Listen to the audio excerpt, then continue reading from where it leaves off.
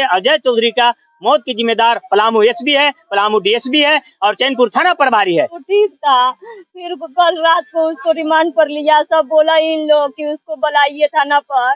और रीता देवी, नंदू चौधरी, विनोद चौधरी, अनीता देवी, विनय चौधरी, संगीता देवी, फिर उसका बहनोई है एक चौबूसी का, वो भी विनोद चौधरी, उसका बेटा है चंदन चौधरी। सब मिल के उसको बुलाया, पैसा दिया थाना में। सब एसपी डीएसपी को मिला के हमारे भाई को जान से ये इसके पीछे 26/3/2011 के मनोज चौधरी के होली के दिन किसी बात को लेकर के विवाद हो गया। अजय चौधरी उस घटना का मर्डर में उसका आरोप था अजय चौधरी का कि यही मारा है। और उसके बाद प्रशासन उसको बस स्टैंड से उसको गिरफ्तार कर लिया था। जितना पूछना था, जितना पीटना था पीट दिया था। उसके बाद भी शनिवार को 6 तारीख को रिमांड पर उसको लिया और पुलिस इतना मारा वो उसको मौत हो गया। और वो अपने आनंद फनंद में सोचा कि हम कैसे बचे। वो मजिस्ट्रेट के से फोन करके वो जेल में उसको भेज दिया कि ताकि हम बच जाए। प्रशासन, चैनपुर प्रशासन अपने बचाव के चलते जेल भेज दिया। और जेल द्वारा जब उसकी अचानक तबीयत खराब हो गई तो उसके द्वारा जेल प्रशासन के द्वारा उसको रिम्स में भर्ती कराया गया। उसके बाद भी ये नियम है सरकार के द्वारा कि कोई भी बंदी अगर बीमार पड़ता है तो उसके घर के फैमिली के निगरानी में ही इलाज कराया जाता है और सूचना दिया जाता है कि तुम्हारा फैमिली जो है बीमार है। कोई किसी तरह का कोई उसको घर के फैमिली को उसको नहीं दिया गया सूचना। और प्रशासन अपने मन से गया लेकर के रिम्स में और रास्ता में ही डेथ कर गया। अब पुलिस प्रशासन बचने के चक्कर में अनंत फनंद में उसको कह रहा है कि हाँ आइए लाश ले जाइए। आखिर प्रशासन इसको जवाबदेही है कैसे मौत हुआ। ये मेडिकल होना चाहिए, ये टीम गठित होकर के आखिर उसकी मौत कैसे हुआ। घर के गार्जियन जाएगा, कुछ लिखवा लेगा, कुछ भी करा लेगा। इसलिए प्रशासन पर कानूनी कार्रवाई होना चाहिए। पलामू के एसपी इतना शहर में देख रहे हैं कि उसको आने के बाद 10-10, 15-15 मर्डर हो गया, लेकिन वो कुछ नहीं की।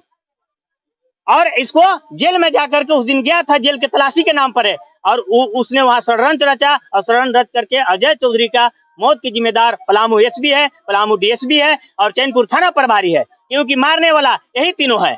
उसका मौत हुआ है, नहीं तो हाथा काठा लड़का था, संभव नहीं था कि उसका मौत था। किसी तरह का कोई पहले से कोई बीमारी नहीं था, एकदम स्वस्थ लड़का था। प्रशासन ने उसको मार कर मुआया है। ये प्रशासन का कानूनी कार्रवाई होना चाहिए और 302 का ही अपराधी उसका होना चाहिए। क्योंकि मनोज अजय को मार के ही मुआया गया है, इसलिए 302 चैनपुर थाना प्रभारी पर लगना चाहिए, पलामू एसपी पर लगना चाहिए, पलामू डीएसपी पर लगना चाहिए आरोप।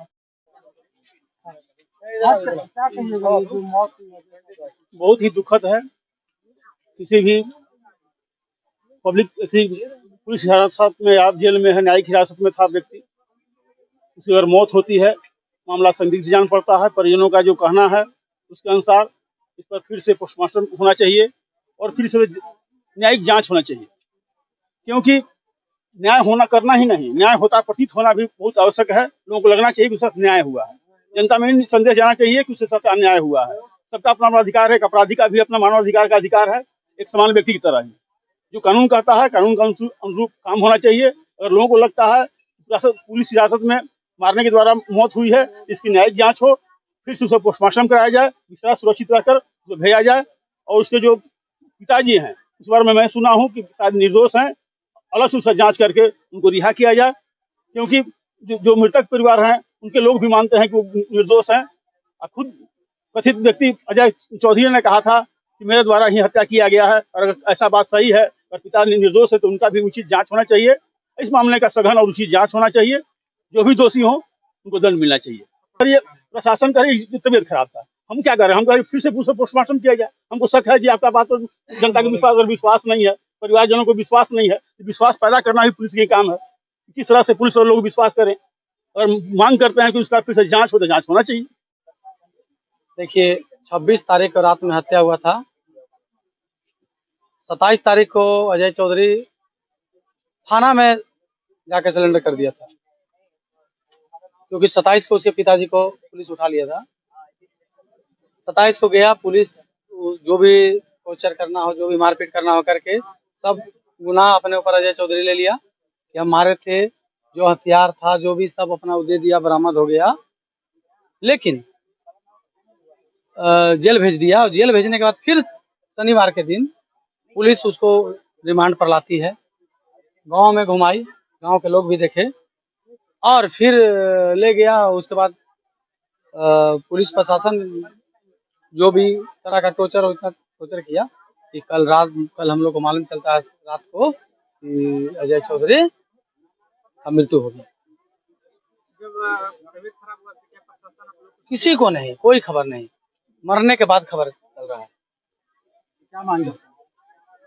हम लोग का मांग है कि जो अजय चौधरी के पिता ननक चौधरी, सुरेश चौधरी, ननक चौधरी को पुलिस प्रशासन जेल भेजी है, वो निर्दोष हैं। इसकी जांच करा के उनको रिहा किया जाए। केस करता जो उसमें है उन लोग भी बोला कि निर्दोष है, पिताजी थे, पिता के चलते उनको भेजा गया है, जांच कर उनको बरी किया जाए और न्यायालय की निगरानी में, मजिस्ट्रेट की निगरानी में उसकी पोस्टमार्टम हो ताकि उसका सत्यता